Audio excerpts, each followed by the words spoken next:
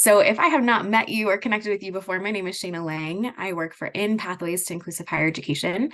And I'm just going to give some space for our team, our small team of three, just to intro themselves really quickly. So Tracy, if you want to hop on and give a quick background on who you are. Hey everybody, I'm Tracy Murphy. I'm the executive director of IN. And I'm just so excited that you're here and I'm excited for this next grant round. So thanks for taking the time and for your interest in inclusive higher ed. It's exciting. And Elise. Hi, everybody. I am Elise Kramer. I am the program coordinator here at IN. And as Shayna just mentioned, I'll be taking notes on Q&A and things like that. So if you have anything you want to make sure you ask while it's still in your head, feel free to put it in the chat and we will get those answered at the appropriate time.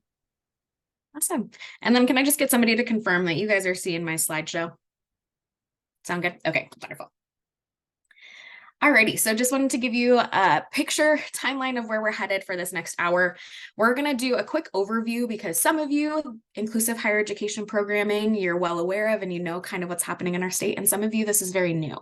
So we're going to give a quick overview of like who we are, what inclusive higher education is, what it's looking like here in the state of Colorado. And then we're going to hone in on what this House bill and this particular grant program is really offering and what we're inviting institutions of higher ed to join in on as they apply for this grant.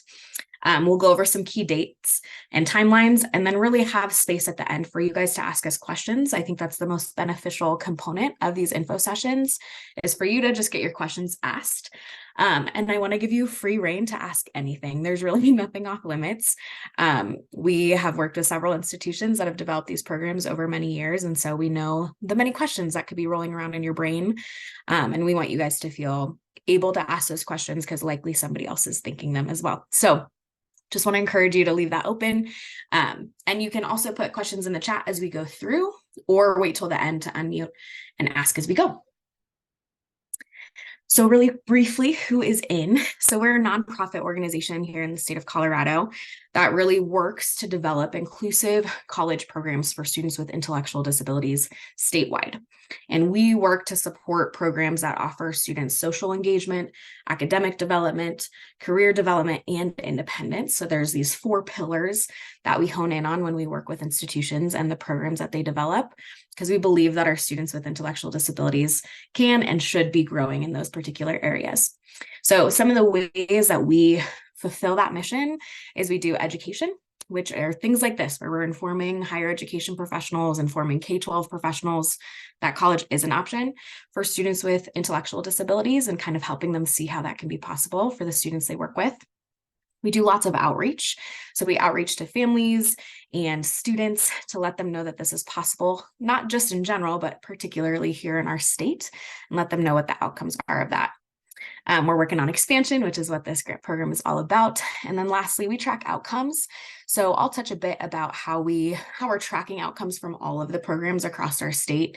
But really, we like to look holistically, all of our students that are enrolled in inclusive higher education programs, what are we seeing as meaningful outcomes in their life? And how is that going to move forward the continued expansion of inclusive higher education? So quick little timeline for you guys, for those of you that are not fully aware of when inclusive higher education kind of got started in Colorado. So it didn't start in Colorado in 2008. You'll see that in 2008 was the Federal Reauthorization of Higher Education Opportunity Act, which was a national act that was passed. So this kind of started mainly on the East Coast. Programs were starting to develop and come up after this act was passed. A big component of that is they developed a national resource hub, I like to say, thinkcollege.net, where there's tons of resources available for institutions of higher education that want to support this population. So 2008 is when it just started at that national level. And then it was a bit after that, not until 2016, that Colorado finally joined that movement.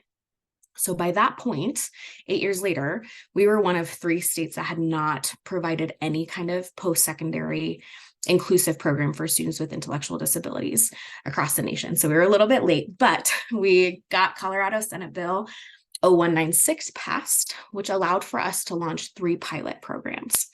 So those are the programs that you hear mostly about here in Colorado, which is Elevate at ACC, Arapahoe Community College, Goal at UNC in Northern Colorado, in Greeley, and then Office of Inclusive Services at UCCS in Colorado Springs. So those are our first 3 inclusive higher education programs that launched from that Senate bill. And then most recently, we passed House Bill 1107, which is really dedicated to continuing this work and expanding opportunities for more institutions to offer inclusive higher education for students with intellectual disabilities. So we'll touch base on what the details of those look like. And so right now, just picture for you, nationwide, starting from 2008 until now, there are now more than 320 inclusive higher education programs across the nation, which is really wonderful. And that continues to grow nearly every semester. I see that number uptick. And here in the state of Colorado right now, we have those first 3 pilot programs going strong, plus Regis University just started this past year offering an inclusive program, and there's this called Global Inclusive at Regis University. And then our first round of funding has been supporting CSU in Fort Collins to develop a program and MSU in Denver to develop a program. And they're going to be ready to accept students in the fall of 24. And then what we're talking about today is who else is going to join this movement. And we're really hoping for 2 more institutions to receive funding to develop inclusive higher ed. So really quickly, what is inclusive higher education? What's that looking like amongst those 4 to 6 programs we currently have? We have 78 students with intellectual disabilities enrolled in colleges across Colorado. We've seen 44 students from these programs be graduated. And in the midst of all of these programs, we're seeing that students are enrolled in typical classes alongside their neurotypical peers. So these programs are inclusive in nature, not students just attending a special education class on a college campus, but they're being fully engaged and included academically. They're earning college credits and earning a transcript. For those that have options on their campus at our universities, they have living independent options as well with support. Students are participating across campus. They're engaging in employment development and experiences on and off campus. And ultimately, we're seeing programs really support students in those 4 domains that I mentioned originally. So academics, social, career, and independence. So this is a very hefty image, I know, that we have posted on our website that is really kind of the leading model for inclusive higher education programs in the state of Colorado. And this is something that's provided in the grant application kind of as a guide for institutions to consider how are they addressing all of these components to best support students with intellectual disabilities on their campus. And then another unique component of IN and these particular inclusive higher education programs is that they participate in the Colorado Inclusive Higher Education Consortium. So this consortium is led by IN, and it's really just a great community of people that come together to talk about best practices in these programs. It's a reminder for anybody that's applying to this grant that you would not be alone in the development of your program. So it's made up of all of the program directors from those 4 schools and the growing schools that I mentioned, and other stakeholders. We bring in people from the Department of Higher Ed as needed, just so that there's constant input on how you can continue improving your program and best serving the students that you work with. So anybody that applies and receives grant funding from this particular grant is going to be added into that consortium and be able to have access to just the wisdom and experience of the program directors that have started since 2016, have access to Think College and things like that. So this is just a reminder that as you're looking at applying for this grant, we don't expect people to have it all figured out. We know that it's a process to develop programs that well support students with intellectual disabilities on a college campus. So we want to make sure that we're resourcing you well with access to this information and access to professionals that have done it for a while. So now let's get into the bill itself and this particular grant program and this grant opportunity. So it was signed back in May of 2022, and the lead department is the Department of Higher Education, and they've allowed IN to be the grant administering entity. So we're the ones kind of facilitating the information on our website. We'll be your primary contacts as you move through this process. And that bill itself awarded $450,000 per year for 5 years. So that is what was granted to IN to be able to disseminate across these programs based on the needs that you guys present in your application. So because of that, it is a multi-year grant, not meaning that you have to reapply over years, but if you are awarded your grant, funding is going to be provided over the course of 5 years. So we're looking long-term for the development of these programs. And the funding is really intended to establish new inclusive higher education programs or expand existing inclusive higher education programs. And I just want to point out here, we've had a couple different rounds of funding. So our first round of funding went to CSU and MSU, and that was for the establishing of new programs. Our second round of funding has gone to 2 universities, UNC and UCCS, to expand their programming to reach more underserved populations. And now this third round is going back to the establishment of new programs. So that's specifically what this third round is going to be funding: institutions that don't yet have inclusive higher education programming, but want to establish it. And a part of this is going to require some evaluation that really loops into that consortium piece where all of our programs are being evaluated each year by IHE, but that's going to be a component of this grant award as well. So this is lots of language to essentially say within this bill itself, the funding is only available for institutions, public higher education institutions, or community college systems. So unfortunately, this funding is not, or schools that are private or are trade schools at this point that are not a part of that community college system are not eligible for this funding. There's all this language in there to explain that, but what I do want to say is that if you are working with any institution that doesn't fall under this eligibility requirements, we still, as an organization, want to support the development of inclusion anywhere at any institution of higher education. So while it may not be through this grant program, we still advise people to reach out to us and let us know how we can start brainstorming and thinking creatively about how you might increase inclusion for students with ID where you're at. Alrighty, any questions so far? I'm going to get into some more of the details of this particular grant. Perfect. Okay, so as I mentioned, this upcoming cycle, this is our third cycle, is going to focus on the development of new inclusive higher education programs throughout Colorado. And this particular cycle is really focused on increasing accessibility statewide. Lots of our programs currently exist within that Denver metro area, and so we really want to expand to have regional access. So because of that, with regional access and financial access in mind, anybody that's applying to this grant needs to fit one of these criteria. They either need to be a community college that's a part of that community college system, and it doesn't matter where they land in the state of Colorado, if they meet that criteria, they're going to fit for this particular grant. Or be an institution of higher ed that's located in a rural region. So again, that's that regional access that we really want to get at. Or be an institution on their western slope to create some more access over in that mountain range as needed. So those are the 3 things that we're really focusing on for this particular grant cycle. And the requirements, which these are put as brief as we can. There's going to be lots more detail provided to you in the grant application, and we can walk through that with you as you're applying and have questions. But by and large, what we're looking at in this application is that you would show a commitment to developing a program that includes the following: demonstrating how students with intellectual disabilities, so those that otherwise would not be able to be admitted to your institution traditionally and have ID, how they're going to fit into that broader picture of DEI work at your institution, thinking of how you're really going to focus on serving that population of students. And then the focus of your application should really surround those 4 pillars of inclusive higher education, determining how at your institution you'd like to serve students in the academic realm, in the social realm, in the career realm, and in independence. And this is unique at each institution.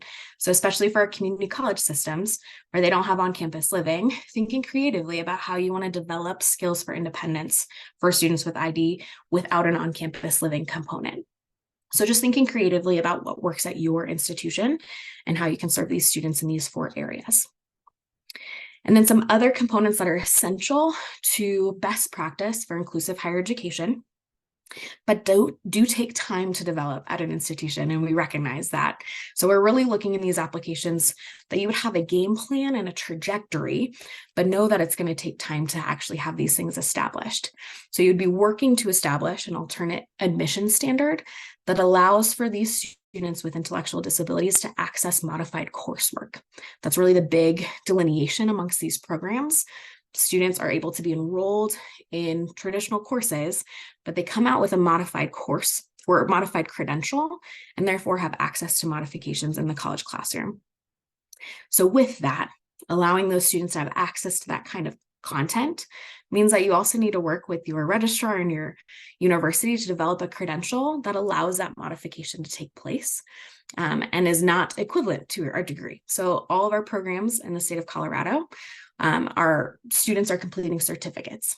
They still receive transcripts and grades, but they're walking out with a certificate from their institution. So it's not equivalent to the degree, but it still shows what they're learning, and how they're investing in their particular area of study. And then all of this really hangs on making sure that you have program approval from higher up, from leadership, from presidents, because that kind of buy-in to serving this population on your campus is so pivotal for sustainability. So we really want to make sure that even on the front end, before things are set in place, that you have those conversations, that you're getting buy-in from your leadership. And then there's going to be a focus on thinking sustainably about your program, how to consider how you're setting up your budget, things like that, which we'll touch base on in just a bit. And then there's a piece at the end, which is something that we will help all applicants or all grantees complete, is pursuing certified transition program designation. So this is a specific designation where you would be able to show the depth of your program, the plan of your program, and how you're supporting students so that they would be able to access federal financial aid. So that's something that all of our programs in the state of Colorado pursue. It's not something that you do right away. We would help with that process, but it's something that we want to have on your radar as something that you're going to want to pursue as a meaningful designation for your program. So real quick, we'll go over these funding details as we have them right now. So all applicants can request up to $500,000 that would be spread out over the course of their 5 years of planning. I do note that that's not likely that we're going to approve $500,000 for all applicants. We really anticipate a range between $200,000 to $400,000, really depending on what your program needs. So for institutions that have a residential component that requires some more staff, so that's going to be a higher increase in needed funding. For our community colleges, that might not be the case. They might be able to utilize staffing in a different way. And so we expect a range. So just know that it may not be that full amount if requested, but we'll work carefully with you on a budget to make sure that it's sustainable. So this just mentions that startup costs are going to vary by institution, and it's going to be determined by a budget that you will submit. And really a big portion of this, and a lot of the questions we got our first go around, was, can this funding be used for staff? And by and large, that's what it's used for, especially within those first couple of years. It's just getting staff in place to make sure that these things are moving forward. So yes, this funding can be used for staff. It's also intended over this course of those 5 years. The first year is intended solely for planning and development. So that's before you even get students in seats. A lot of the times we're just helping, this funding would help to put a staff in place to start moving forward on those things that we just mentioned in the past slide, working on admission standard, working on that certificate and credential, things like that. And then we're also going to provide some specific financial guidance over the course of this application process. So in February, Tracy's going to be leading a financial info session where she's going to go through a pro forma that we have that really helps you plug and chug different numbers and to see how it would work for your particular program. And then we're also going to be available for one-on-one questions about your funding layout. We know that that can be a lot to tackle, but we also know how pivotal it is to bring that to leadership to show that it's financially feasible and beneficial to your institution.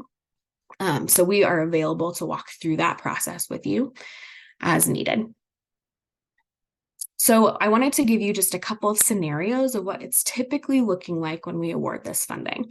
So you'll see a difference between the university example and the community college example. Again, that's just because different costs of the institutions, different layouts of how they run their programs typically, but this is really going to be unique to each applicant. So with the university example, we're proposing that the total amount granted to them was $380,000. And so over the course of 5 years, we're divvying that up pretty strategically. The first year really to focus on just getting somebody employed in a role to start developing this program. And then we ramp up some of that funding in the middle to make sure you guys have enough to do the work that you need to do once students are there.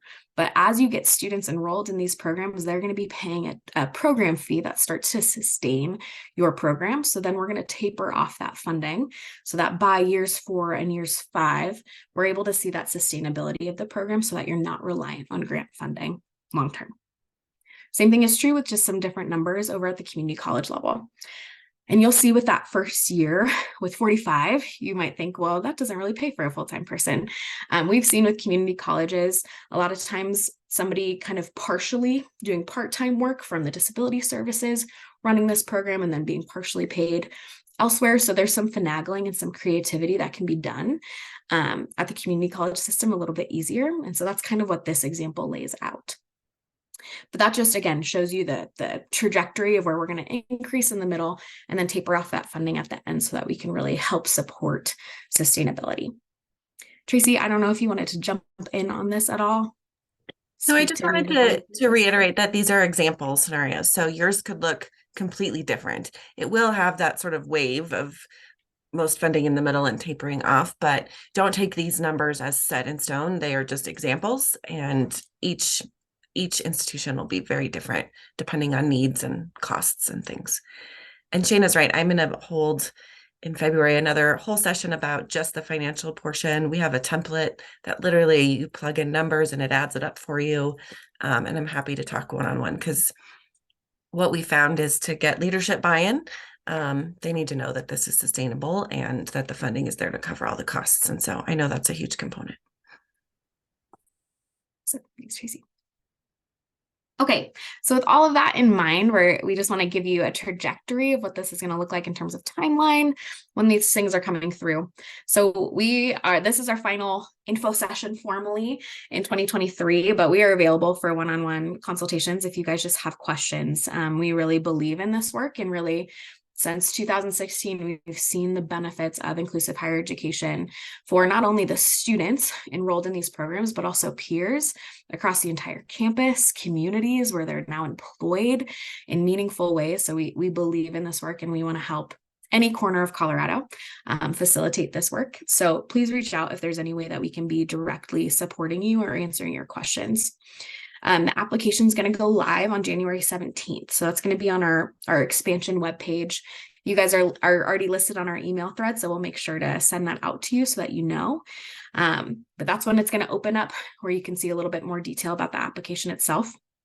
Then we'll host several info sessions throughout February and March, one of which is going to be that financial Q&A, but then there's about 3 or 4 other ones that are just general info sessions where you can come in and ask whatever questions you need to. Throughout that time, you can also email our info email, which I'll have at the end of this slide, at any point with questions, and we will respond to your question directly. And we're also going to upload those questions to our website so you can see all of the questions that are coming from all applicants. Because as I mentioned, typically what you're questioning or wondering about, others are as well. So we will have that available for everybody throughout that window. And then applications will be due April 15th. So last time when we did this initial round 1 of this grant cycle, it was a bit of a quick turnaround. And so we really hope this gives you a little bit more of a ramp to start working and having conversations at your institution to make sure that you're getting buy-in and getting support in any way that you can, and being able to complete that application by April 15th.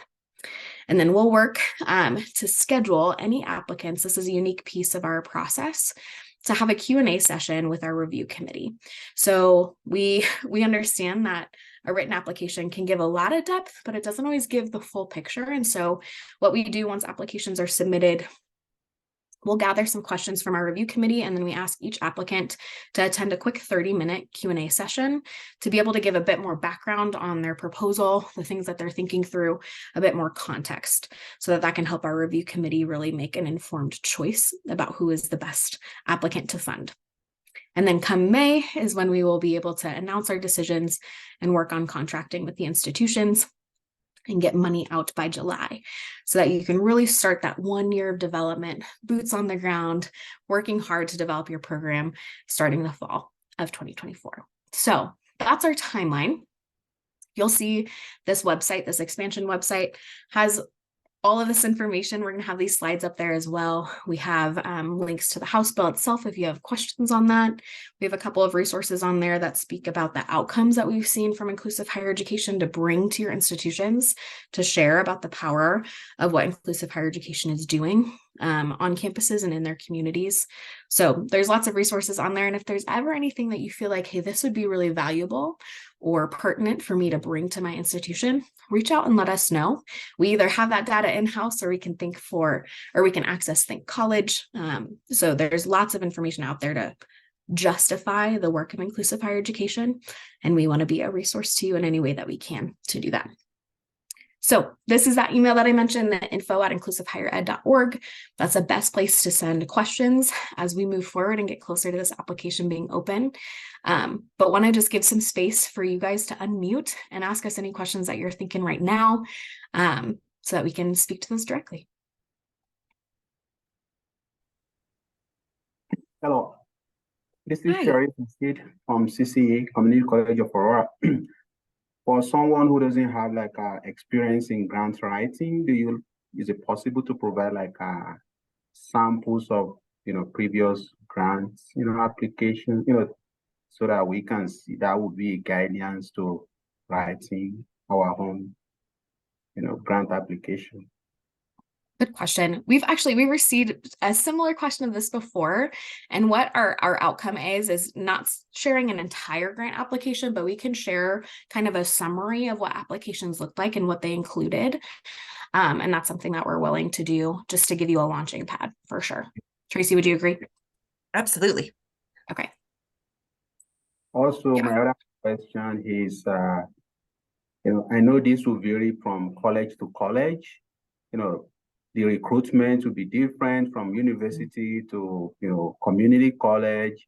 What do you consider like feasible, program? Say, we applied you grants, but we could only recruit 2 students in the program compared to other, college or university who are like 20 students.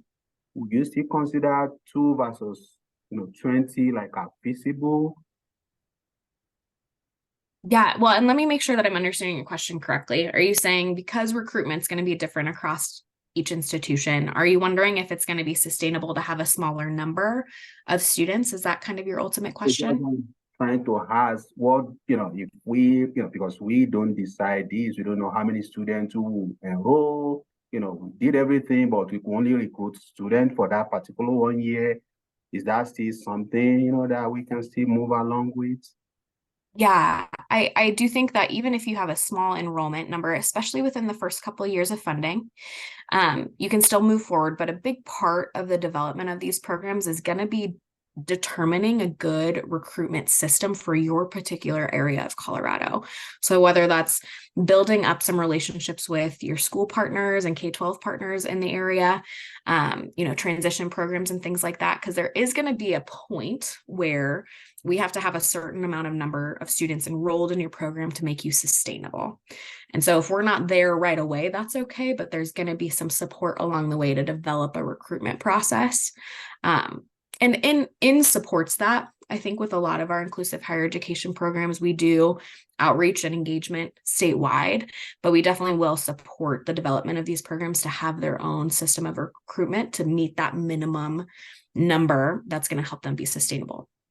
But Sharif, that number to be sustainable is different across each institution based on how much do you plan to charge for a program fee. So that can be finagled as needed for sure. Tracy, any input on that?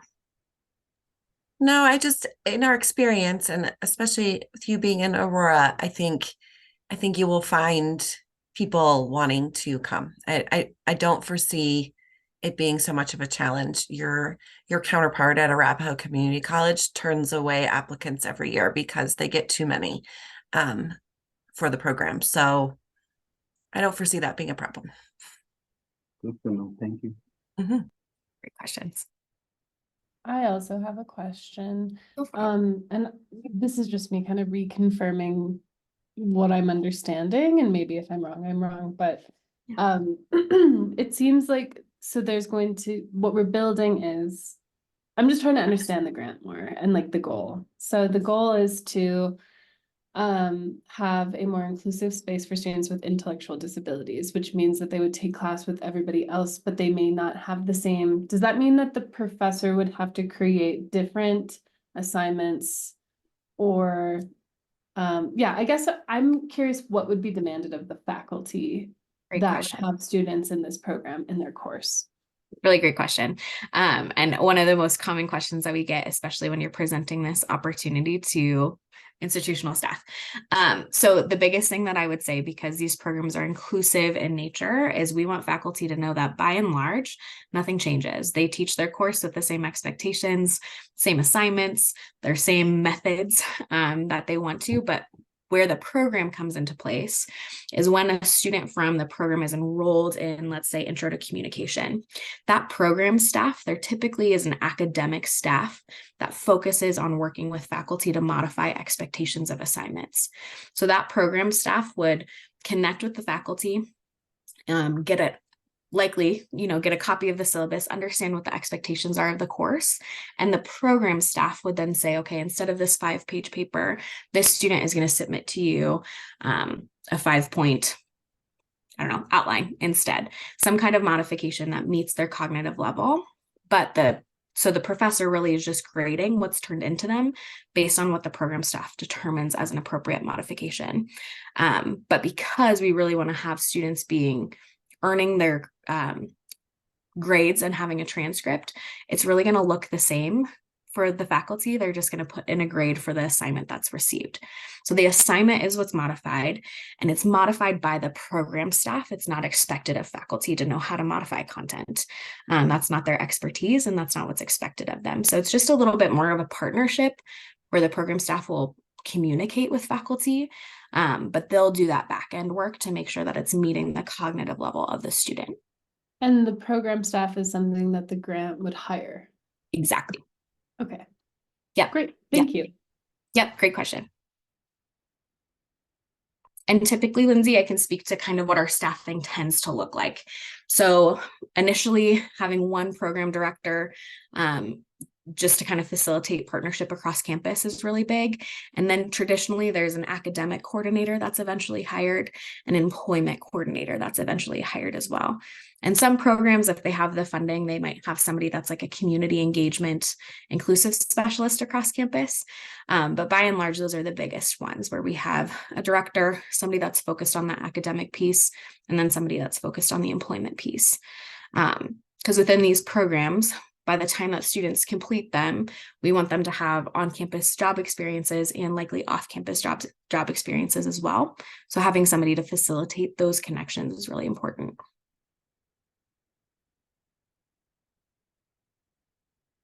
Great questions. Anything else popping up for us? I also want to double check. So these staff members that you're talking about, they are full-time staff members? Yeah, And typically. do you aid in the recruitment of them? Good question. We definitely can, Okay. Being able to promote it as an organization statewide, or having people that we know are passionate about this work that would love to work at these institutions. So we definitely have our, a finger on the pulse a bit more, and we're happy to do that. Yeah, and we have a pretty rural population, and yet, we live in Colorado, so housing is very expensive and hard to find. So I am curious if based on like rural areas, what would the typical salary be for these people? Or is that something that we would have to figure out to request in the grant? Yeah, I think that would be something we'd have to navigate together. That's not something that we know off the top of our head, especially because we haven't really been more rural yet. So this is kind of our first stab at it. So that would be something that we'd be happy to look into and help support. Shane, I was just going to mention there's also some support through peer mentors, which I don't think we've talked about too much. I don't know if you want to touch on that just a little bit, because they're a huge part of the team as well. Yeah. So within these programs, so I mentioned those staff members that kind of coordinate those key elements, but then a lot of the social engagement and support on campus comes through peer mentors, which can be hired. Those are student workers that are hired for these programs. And so a lot of times if students need any support in a class, a peer mentor can go with that student in a class to support them with maybe modifying a pop quiz on the fly or things like that. So again, it's not expected of the faculty. It's something that a trained staff member is there for, but it's a peer. So it's a little bit more natural. We also have in these programs peer mentors all across campus. So going with students to clubs and events and kind of helping them naturally engage across campus so that there's some more spread out support and more natural support. So that's a really big component of these programs. And, takes down a bit of that cost because you're just paying part-time student staff as needed. So that's a really big piece that we've seen be successful. And also on the cost on that, often our institutions will hire through work study, or some have even gone to certain departments and created internship possibilities for students who potentially might be going into a specific field that could benefit from doing this work while they're in school.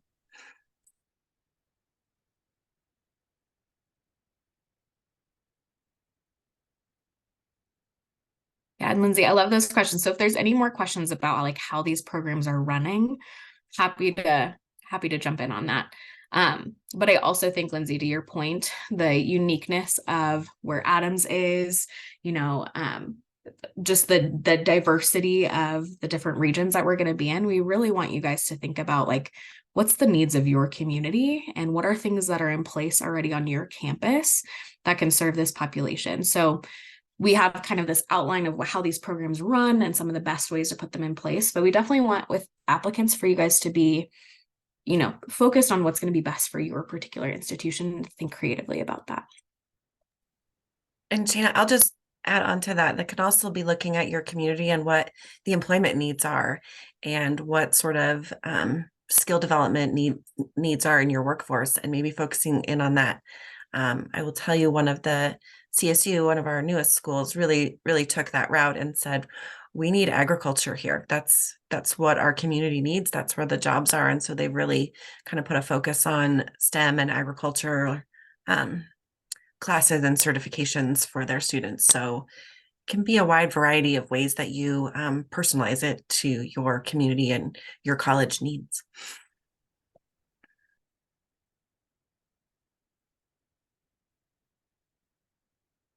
And part of, because I didn't really go over this, part of what we traditionally are seeing with students that are enrolled in these programs, they take a lower course load, that even with modifications, they're still putting forth a lot of effort in ways that they typically were not in K-12. So they're being challenged academically in a lot of ways. So traditionally, we're seeing students take 2 traditional inclusive courses each semester.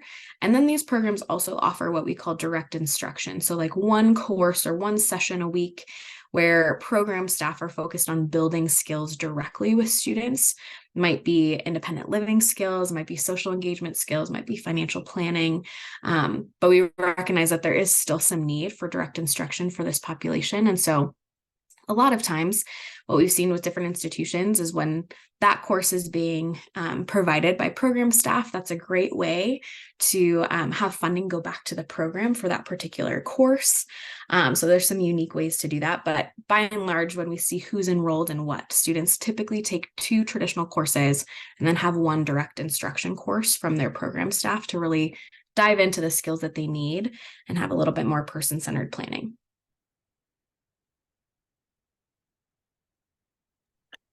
Tina, you have a question in the chat. I don't know if you see it, and I can answer it. Go for it.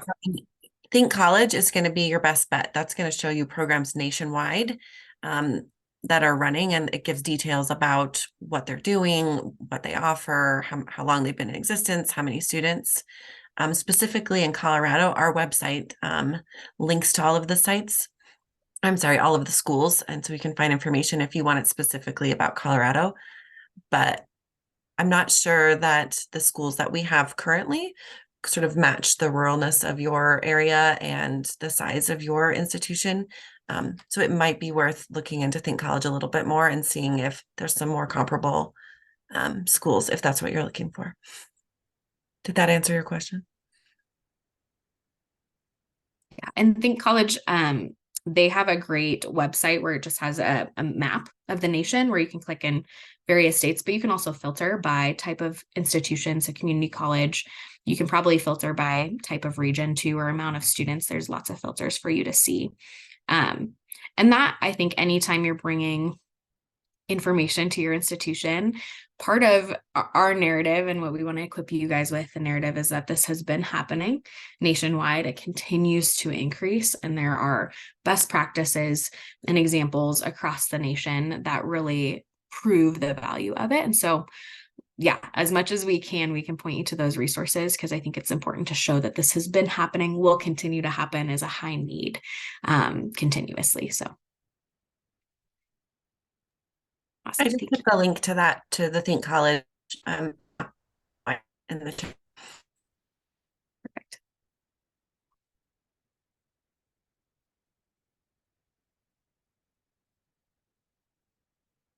And I would encourage, as a part of some of those requirements that we mentioned, like considering how students with intellectual disabilities will be a part of the DEI work of your institution. I think a lot of times when you guys are working from rural communities and maybe fewer resources, it's really important to consider how your institution is already passionate about serving underserved populations, and bringing this population to the table and to the conversation can kind of just add in organically to what they want to do.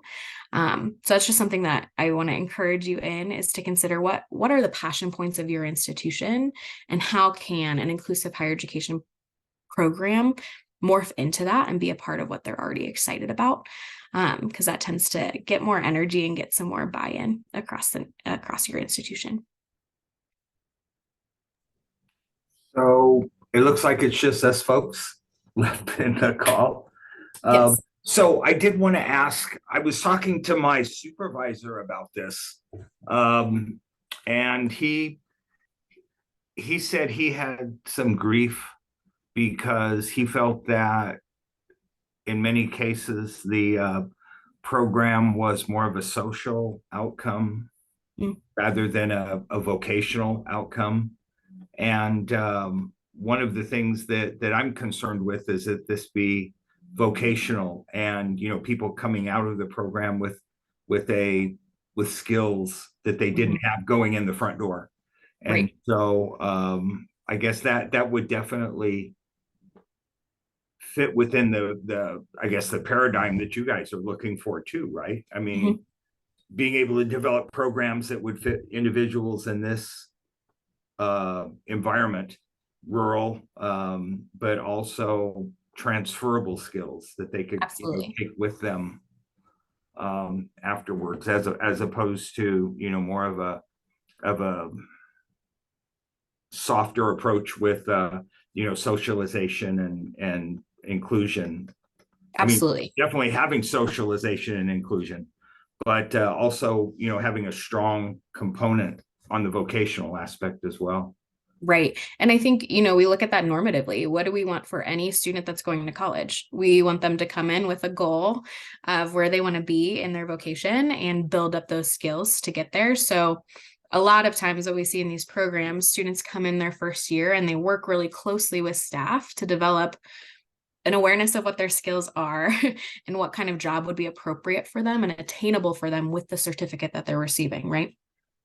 And then building up the skills over the time that they're in that program to be able to be employed in that. And that's really where a staff member and an employment coordinator at the program is going to come in a powerful way, to make sure that they're facilitating employment opportunities that are meaningful and in their area of study.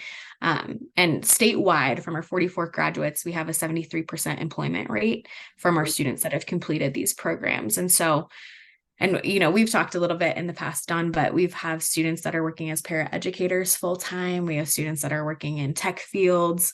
So really students that are completing these programs, even with the certificate outcome, they have far more transferable skills and far more like specific skills in the area that they studied than they would have if they didn't pursue these programs. So very vital. You mentioned something that I was most interested in, were the like a para tech or somebody that, you know, supports paraprofessionals in the school system. Mm-hmm. And so those programs are already in place in some places. So we have a student that completed her certificate at Goal at UNC, and then moved back into her Western Slope town and was hired as a full-time paraeducator in a special needs classroom in the high school there. So, and that has been really successful for her. So it hasn't been like necessarily a program that was coordinated by UNC or the Goal program, but the skills she developed from her studies in that program were transferable enough for her to get that job. Well, we placed one of our developmentally disabled clients in the high school, and Awesome. so as a maintenance person, and so it created an opportunity to visit with the new superintendent who's come into town, and he's very interested in innovative ways to you know, bring students that have finished their high school activities back into either staying in the community or coming back into the program to help support. And I mentioned that idea, and he thought it sounded great. And so, you know, there's a lot of little elements here that I think maybe I don't like to do. There we go. That you know, maybe, you know, we can pull together and you know, get buy-in from the various constituencies that are potential stakeholders, because it's going to take well, I don't know what it's going to take, but it's going to take some work on our end for sure. Absolutely.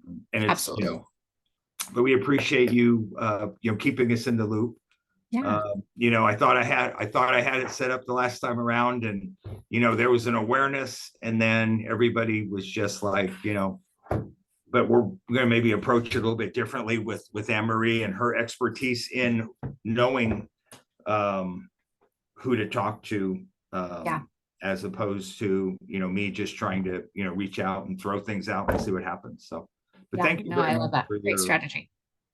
For your you know, keeping us in mind, because it would have been easy because I saw it and I was going to jump in, and then I kind of spaced it, and then Tracy sent me an email, and I'm like, oh yes. Back in it. Absolutely. Yeah. And I think I'm glad to hear that you're bringing in some other folks. I think what we've heard and our experience with helping these programs develop is really finding champions that believe in this work and believe in the students that it would serve, to just help bolster up the narrative on at your institution. And there's champions kind of everywhere, and sometimes you don't know where they exist. And so just finding those and using them wisely, I think is great. Well, thank you very much, and look forward to being in touch. Although, you know, this is definitely outside of my job as a rehab counselor, but it's also part of my job because down the road, it'll make my job easier. I truly believe. Absolutely. Absolutely. Yeah. We're glad that you're kind of leading the way. Thank you. All right. Have a great one. Thank you. Talk to you soon. Okay. Bye-bye. Sounds great. Bye.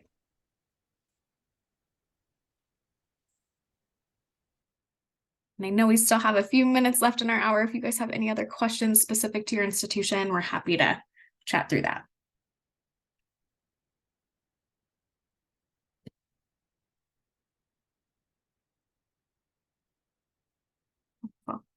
Well, we will plan. I will send you guys a recording of this, or I'll send you the slides. And I'll also just include those links that we had mentioned, linked to Think College and some of those resources that could be helpful. And we'll plan to follow up with you guys as we get closer to January 17th and those applications open. But yeah, if there's any questions or hindrances that you are kind of feeling, we want to make sure to navigate those and speak into those. So feel free to reach out to us directly so we can help that process in any way possible. Thank you guys for coming. Appreciate you. Thank you all.